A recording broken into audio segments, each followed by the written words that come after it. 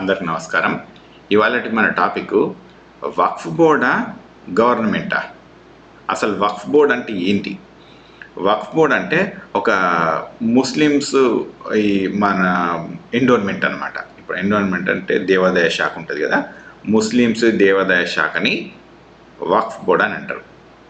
ఈ వక్ఫ్ బోర్డ్ అనేది ఏం చేస్తుంది అంటే సేమ్ థింగ్, మన ఎట్లయితే మన లెట్స్ టీటీడీ, మన తిరుమల తిరుపతి దేవస్థానం ఉంటుంది కదా, వాళ్ళు ఏమేమి యాక్టివిటీస్ చేస్తారో వీళ్ళు కూడా మోరార్లెస్ అదే టైప్లో యాక్టివిటీస్ చేస్తారు. కొంత ఎడ్యుకేషన్ కోసం చేస్తారు, కొంత చారిటబుల్ కోసం చేస్తూ ఉంటారు, కొంత రిలీజియస్ పర్పస్ అంటే మళ్ళీ కొత్త మాస్కులు కట్టేయడము, మద్రాసాలు ఉండడము, వాటి మెయింటెనెన్స్, అట్లా అవన్నీ చేస్తూ ఉంటారు అనమాట. అయితే ఇప్పుడు ఏంటంటే ఇన్ని సంవత్సరాల నుంచి ఈ వక్ఫ్ బోర్డ్ నడుస్తూ ఉంది. మరి ఇప్పుడెందుకు కొత్తగా ఈ ప్రాబ్లం వచ్చింది, మళ్ళీ ఎందుకు ఈ అమెండ్మెంట్ బిల్ అనేది వచ్చింది అనేది కనుక చూస్తే, ప్రజలారా ఎప్పుడైనా ఒక బోర్డు ఉంటుంది. ఈ బోర్డు గవర్నమెంట్ కనుక స్క్రూటినీ చేయకపోతే లోకల్ ఎవరైతే దాన్ని నడిపిస్తారో వాళ్ళకి ఆధిపత్యం అనేది ఎక్కువ ఉంటుంది. ఆ ఎక్కువ ఉండడం వల్ల వాళ్ళు ఎట్లాంటి తప్పులన్నీ చేయవచ్చు. మంచి చేస్తారు అనే ఏం లేదు, చెడు కూడా జరగవచ్చు. So depends on the personality అనమాట. కానీ మోస్ట్ ఆఫ్ ది టైమ్స్ ఎట్లా అంటే అవకతవకలు జరుగుతూ ఉంటాయి. ఇప్పుడు ఆ అవకతవకలు జరగకుండా ఉండడానికి కొత్త లా తీసుకొచ్చిండ్రు. ఈ లాలో కొత్త ప్రాబ్లమ్స్ ఉన్నాయన్నమాట. ఎట్లాంటి ప్రాబ్లమ్స్ ఉన్నాయి, అసలు ఎవరు తీసుకొచ్చిండ్రు, ఏం తీసుకొచ్చిండ్రు అనేది వాళ్ళ డీటెయిల్స్ చూద్దాం. ఒకసారి చూడండి ప్రజలరా. ఇది కిరణ్ రిజిజు గారు దీన్ని మొన్న ప్రజెంట్ చేశారు. కిరణ్ రిజిజు ఈయన మైనారిటీస్ మినిస్టర్ ఇప్పుడు మన నేషనల్ అంటే ఇండియాకి. సో ఈయన ఏం చెప్తున్నారంటే, ఈ బిల్లు మొన్న పెట్టిన ఈ బిల్లు వక్ఫ్ బోర్డు, న్యూ వక్ఫ్ బోర్డుది ఇది కొత్త బిల్ అనమాట. దీన్ని ప్రజెంట్ చేసినప్పుడు ఆయన ఏమన్నారు అంటే, ఇందులో ఉన్న లొసుగులు అన్నీ తీసేస్తాము, అన్ని కొత్త సార్ట్అవుట్ చేస్తామని చెప్పారు. ఏమేమి లొసుగులు ఉన్నాయి ఇలా, ఏమేమి సార్ట్అవుట్ చేస్తామంటే ఇగో ఇక్కడ రాసిన చూడండి ప్రజలారా. సో ఇక్కడ చూడండి, ఈ బిల్లు ప్రకారం ఏంటంటే, ఈ బిల్లులో ఇంతకంటే ముందు అందరికీ రిప్రజెంటేషన్ ఏమి ఉండదు, కొంతమందికే ఉంటుంది. ఇప్పుడు ఏంటంటే ఇందులో ఇద్దరు నాన్ ముస్లిమ్స్, ఓకే, ఇద్దరు ముస్లిం ఉమెన్, ఇద్దరేమో నాన్ ముస్లిమ్స్, ఎలాంగ్ విత్ ఇంకా కొంతమందికి షియాసు, సున్నీసు, బోహరోస్ అని ఉంటారు. ఇట్లా వీళ్ళు కొంతమందికి ఉంటారు అనమాట. వీళ్ళకు కూడా స్పేస్ ప్రొవైడ్ చేస్తుంది ఈసారి. అంటే అదర్ బ్యాక్వర్డ్ కొంత ఉంటుంది కదా, ముస్లిమ్స్ వాళ్ళు కూడా కొంత అదర్ బ్యాక్వర్డ్ ఉంటుంది, వాళ్ళని కూడా ఇందులో ఇంక్లూడ్ చేస్తారు. ఇంతకంటే ముందు వాళ్ళకి ఆ స్పేస్ లేకుండే. ఇందులో తప్పేంది అంటే వీళ్ళు అన్నదాని ప్రకారం నాన్ ముస్లిమ్స్ ఎందుకు ఇక్కడ, నాన్ ముస్లిమ్స్ ఇప్పుడు వీళ్ళకి ఈ బిలీఫే లేదు ఈ రిలీజియన్ మీద. అట్లాంటప్పుడు వీళ్ళని తీసుకొచ్చి ఎందుకు ప్రాబ్లం క్రియేట్ చేస్తారు అనేది చాలామంది ఒక క్వశ్చన్ అనమాట. సో రెండో క్వశ్చన్, ఇంతకంటే ముందు ఈ ల్యాండ్స్ ఏదైతే ల్యాండ్స్ ఉంటాయో, ఎవరైతే ప్రాపర్టీస్ ఉంటాయో, ఈ వక్ఫ్ బోర్డ్ ప్రాపర్టీస్ ఏవేవి ఉంటాయో, ఈ ప్రాపర్టీస్ అన్నీ కోర్టుల కేసు ఉన్నా కూడా it will come under Waqf బోర్డే, అన్లెస్ అంటిల్ నిజంగా డాక్యుమెంటేషన్ ఉన్నంత వరకు కూడా, క్లియర్ డాక్యుమెంటేషన్ లేనన్న ఏ టాపిక్ అయినా కూడా will go into Waqf board. So ఇది ఇట్లా వెళ్తూ ఉంటుంది. మనందరికి తెలిసిందే కదా, ఇక ఈ వక్ఫ్ బోర్డులకి ఎంటర్ అయినప్పుడు ఎవరన్నా ఎటన్నా అవకతవకలు జరుగుతూ ఉంటాయి. కాబట్టి అవి జరగనీయకుండా ఉండడానికి ఇప్పుడు ఏం చేశారంటే కొత్త వెబ్సైట్ తీసుకొస్తామని చెప్పాను. కొత్త వెబ్సైట్ తీసుకొచ్చి మొత్తం డీటెయిల్స్, ఆ ల్యాండ్, ఆ ప్రాపర్టీ అన్ని డీటెయిల్స్ కూడా ఇంట్లో పెడతాము అని చెప్పి అది తీసుకొచ్చింది government, which is good actually. ఒక విధంగా చెప్పుకోవాలంటే ఆ క్లారిటీ కొంత ఉండాలి, పేపర్ వర్క్ మీద కూడా క్లారిటీ ఉండాలి. కానీ ఇక్కడ ఏమవుతుంది అంటుంటే, ఈ ల్యాండ్స్ ఏవేవైతే ఉన్నాయో ఈ lands will be under control of collector. ఈ కలెక్టర్ చేతులలో ఉంటాయి అనమాట. ఈ కలెక్టర్ చేతులలో ఉంటే కలెక్టర్ ఎట్లాంటి తప్పుదాలు కూడా చేయొచ్చు అనేది వాళ్ళకు ఇంకొక డౌట్. గవర్నమెంట్ ల్యాండ్స్ కిందకి వెళ్ళిపోతాయి. ఈ గవర్నమెంట్ ఎట్లా అంటే కొంత అటు ఇటు ఎక్కడెక్కడ ఏమైనా ప్రాబ్లమ్స్ ఉన్నాయి అంటే అది గవర్నమెంట్ చేతికి వెళ్ళిపోతాయి. అది గవర్నమెంట్ చేతికి వెళ్ళిపోయింది అంటే గవర్నమెంట్ ల్యాండ్స్ అయితే వాళ్ళు అమ్మేసుకుంటారు. ఇప్పుడు ఉన్న ఈ వక్ఫ్ బోర్డు ప్రాబ్లమ్స్ అన్నీ వెళ్ళిపోతాయి అనమాట. అంటే వక్ఫ్ బోర్డులో ఉన్న ప్రాపర్టీస్ అన్నీ గవర్నమెంట్ కిందకి వెళ్ళిపోతాయి, గవర్నమెంట్ దాన్ని ఎవరికైనా అమ్ముకుంటుంది. సో అట్లాంటి అవకాశాలు ఉన్నాయని చెప్పి వక్ఫ్ బోర్డులో ఈ ప్రాబ్లమ్స్ ఉన్నాయని చెప్పి దీన్ని ఒకటి ఆపారు. సో మనం కనుక ఇది చూస్తే మళ్ళీ ఒకసారి చూడండి. ఫస్ట్ థింగ్ ఏంది, inclusion of everybody, inclusion of 2 women ఇంకా plus the other people, non Muslims. తర్వాత ఏంది, ఈ ల్యాండ్ను విల్ బి కంట్రోల్డ్ బై ఆర్బిట్రర్ అంటే జడ్జ్ అనమాట. Collector will be the judge for these lands. అది ఇంకొక ప్రాబ్లం వచ్చేసింది. ఇంకొకటి ఏంటంటే ఈ ఒక ప్రాబ్లం వీళ్ళు ఎక్కువ గవర్నమెంట్ మొత్తం డీటెయిల్స్ చూస్తారన్నమాట. ఇప్పుడు వక్ఫ్ బోర్డులో ఎప్పుడైతే వాళ్ళు ఉంటారో గవర్నమెంట్ ఉంటుందో మొత్తం ఆడిట్స్ చేస్తుంది. మొత్తం నేషనల్ లెవెల్లో ఇప్పుడు వక్ఫ్ బోర్డు పైన ఆడిట్ జరుగుతుంది. ఇంతకంటే ముందు ఈ ఆడిట్స్ లేవన్నమాట. ఇక ఇప్పటి నుంచి ఆడిట్స్ జరుగుతాయి. మంచిదే కదా ఆడిట్స్ చేస్తే. ఓకే, డబ్బులు ఎట్లా వస్తున్నాయి ఎట్లా పోతున్నాయి అనేది ఉంటే అది మంచిదే. సో ఒకటేంటంటే ఈ ప్రాబ్లమ్స్ కొంత ఉన్నాయన్నమాట. ఈ ప్రాబ్లమ్స్ అంటే వీళ్ళు ఏమంటారంటే ఆడిట్స్ చేయొచ్చు కానీ ఎక్కువ డెప్త్లకు పోయి కంట్రోల్ చేస్తారు, మొత్తం రెవెన్యూ అంతా కంట్రోల్ చేస్తారు, అసలు మనం చేయాల్సిన పనులు ఏం చేయడానికి రాదు అని చెప్పి వాళ్ళు చెప్తున్నారు అనమాట. సో వాళ్ళు చెప్పే ప్రాబ్లమ్స్ ఏమేమి ఉన్నాయో కూడా ఇక్కడ నేను కొంచెం రాసిన ప్రజల you all can see this thing. Okay, so ఇది కొంచెం పెద్దగా చేస్తుంది చూడండి, just make it little bigger. Okay, so ఇది చూడండి, ఇక్కడ ఈ లాక్ ఆఫ్ ట్రాన్స్పరెన్సీ, అకౌంటబిలిటీ లేదు, అకౌంటబిలిటీ పెంచడానికి మేము ఉంటాము అని గవర్నమెంట్ చెప్తుంది. ఇందులో ఏ మిస్మేనేజ్మెంట్ ఈ కరప్షన్ ఏవి జరగకుండా ఉండడానికి మేము చేస్తాము అంటారు.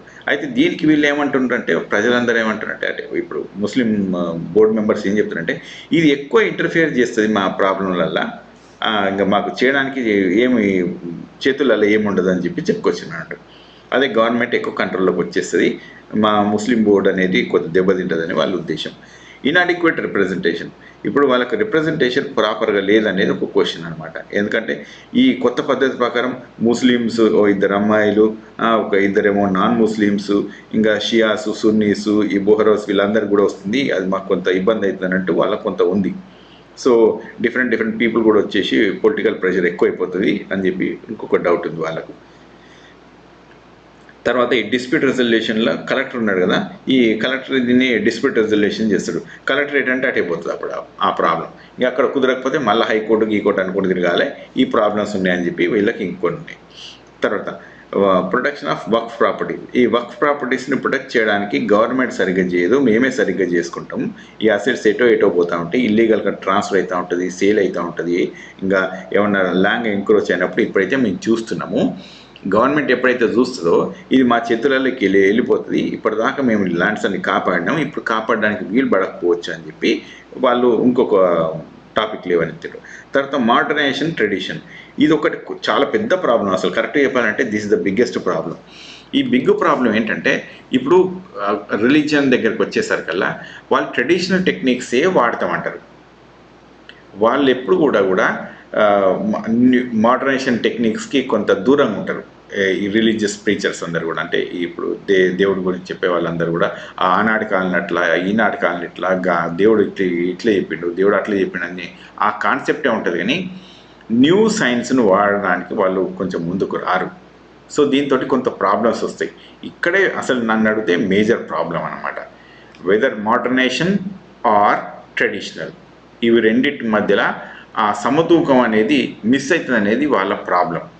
ఓకే, ఇది ఎంతవరకు మరి గవర్నమెంట్ దీన్ని హ్యాండిల్ చేస్తుందో తెలియదు, కానీ ఇది ఒకటి కొంచెం మేజర్ ప్రాబ్లం ఉండొచ్చు. ఇంకొకటి ఏంటంటే Muslims are more particular regard religion, వాళ్ళు రిలీజన్ మీద కొంత ఎక్కువ ఫోకస్ పెడతారు.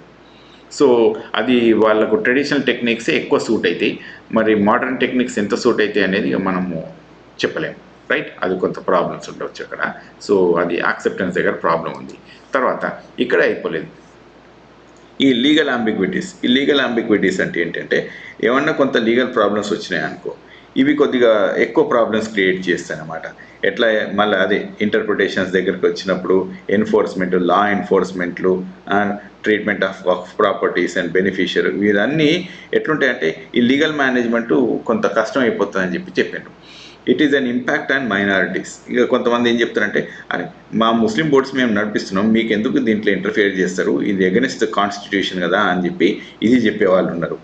ఇంకా ఎకనామిక్ ఇంపాక్ట్, ఇప్పుడు ఎప్పుడైతే గవర్నమెంట్ ఇన్వాల్వ్ అవుతుందో, ఇప్పుడు కొన్ని టెంపుల్స్ లాగా అనుకోరాదండి, మన టెంపుల్స్లో ఏమవుతుందంటే కొన్ని గవర్నమెంట్ టేక్ ఓవర్ చేస్తూ ఉంటుంది. కాబట్టి లెట్స్ సే టీటీడీ ఉంది, టీటీడీ ఈ వీళ్ళే నడిపించుకుంటారు, వీళ్ళే నడిపించుకుంటున్నప్పుడు వీళ్ళకే లెక్కలు కుదురుతూ ఉంటాయి. వీళ్ళు ఎక్కడ కావాలంటే అక్కడ డబ్బులు కొంత స్పెండ్ అవుట్ చేస్తూ ఉంటారు. అంతేగాని ఇప్పుడు ఇదంతా తీసుకుపోయి గవర్నమెంట్ ఇన్కంలో కలిపిన అనుకోండి, ఏమవుతుంది, టీటీడీ డబ్బులు అన్నింటినీ తీసుకుపోయి గవర్నమెంట్ ఎండోన్మెంట్లో వేస్తారు. గవర్నమెంట్ ఏం చేస్తారు, అన్ని టెంపుల్స్ దగ్గర పోయి ఇంకా కొంత డిస్ట్రిబ్యూట్ చేసుకుంటూ ఉంటారు. సో ఇప్పుడు ఏమవుతుందంటే ఇట్లాంటిది వద్దు, మేము మెయింటైన్ చేసుకుంటున్నాం కదా, మాకు అదే బెస్ట్ అని చెప్పి వాళ్ళు చెప్పుకుంటారు. కానీ నాకు ఒక క్వశ్చన్ ఏంటంటే ఇక్కడ ప్రజలందరినీ అంటే లైక్ అంటే ముస్లిం సోదరులను అడుగుతుంటా, ఎకానమీ వైజ్ చూసుకుంటే ఇవాళ కూడా ముస్లిమ్స్ కొంత కష్టంగానే ఉన్నది. వాళ్ళు బిలో పావర్టీ లైన్లో చాలామందే ఉన్నారు అక్కడ. ఎడ్యుకేషన్ లెవెల్లో కూడా మరి ఎంత ఎక్కువ రాలేదు. దీనికి మీరు అందరు ఏం ఆన్సర్ చెప్తారు? ఒకసారి మీరు కింద కమెంట్స్ ఉంటే పెట్టండి ప్రజలారా, నో ప్రాబ్లం, మనం అందరం తెలుసుకోవచ్చు. మనం ఇన్ని మద్రాసస్, ఇన్ని మాస్కులు, ఇంత చారిటీ చేస్తున్నాం అంటున్నారు కదా, ఇవి ఎక్కడికి పోతున్నాయి అనేది మనం దీన్ని సార్ట్అవుట్ చేస్తేనే మంచిది కదా. I think that is one of the best things. ఇంకా కాకపోతే మిగతాన్ని సార్ట్అవుట్ చేసేది ఉంది, ఇవన్నీ వల్ల తెగేటి కావు ఎట్లయినా కూడా. తర్వాత నెక్స్ట్ ఇంకొక పాయింట్ కూడా రాసుకొచ్చింది నేను. So public perception, trust. ఇప్పుడు ఏమైతే ఉంటుందంటే చాలామంది కూడా ముస్లిం సోదరులు కొంత చారిటీస్ చేస్తూ ఉంటారు. అయితే ఇదంతా గవర్నమెంట్ దగ్గరికి వెళ్ళిపోతే ఈ చారిటీస్ మాకు రావు, డబ్బులు రావాల్సినవి రావు, మేము దానివల్ల కొన్ని ప్రోగ్రామ్స్ చేయలేము, ఎందుకంటే పబ్లిక్ నమ్మకం పోతుంది, ముస్లిం సోదరులకు నమ్మకం పోయి వాళ్ళు ఈ డబ్బులు మేము ఇస్తే గవర్నమెంట్కి వెళ్ళిపోతుంది కానీ మా ముస్లింలకు రాదు అన్న ఉద్దేశంతో ఉంటారు. కాబట్టి అది కొంత ప్రాబ్లం వస్తుంది అని చెప్పి వాళ్ళు చెప్తా ఉన్నారు. సో ఇట్లా ఒక 10 పాయింట్లు నేనైతే రాసుకొని వచ్చిన, మోస్ట్లీ ఇవే ఉన్నాయి. అయితే ఇది ఏమైందంటే ఈ బిల్లు ఇక్కడ ఆగిపోయింది ప్రస్తుతానికి. ఎక్కడికి ఆగిపోయింది అంటే ఈ బిల్లు కిరణ్ రిజిజు గారు ప్రజెంట్ చేసిన తర్వాత ఇది యాక్సెప్టెన్స్ కుదరలేదు. ఇంకా అప్పర్ హౌస్ అంటే ఇన్ ద సెన్స్ మన రాజ్యసభలో మాత్రం అది కొటేషన్ రాలేదు, అంటే ఇది యాక్సెప్ట్ కాలేదు. ఇక లోక్సభ దగ్గర కొంత ప్రాబ్లం క్రియేట్ అయింది. అందుకని ఇది జాయింట్ పార్లమెంటరీ కమిటీకి వెళ్ళింది. జాయింట్ పార్లమెంటరీ కమిటీ ఏం చెప్తే అప్పుడు దాంట్లో నుంచి ఏమైనా రిజల్ట్స్ వస్తే దాన్ని గవర్నమెంట్ యాక్సెప్ట్ చేయొచ్చు, యాక్సెప్ట్ చేయకపోవచ్చు. సో ఇట్లా నడుస్తుంది. ఆ జాయింట్ పార్లమెంటరీ కమిటీలో అన్ని పార్టీల వాళ్ళు ఉంటారు, చెప్పాల్సిన వాళ్ళ సలహాలు ఆలోచనలు అన్నీ చెప్తారు. ఆ తర్వాత నెక్స్ట్ మూమెంట్ జరుగుతూ ఉంటుంది. సో దీని మీద మీ కామెంట్స్ ఏమైనా ఉంటే పెట్టండి ప్రజలారా, and we will see. Okay, thank you very much.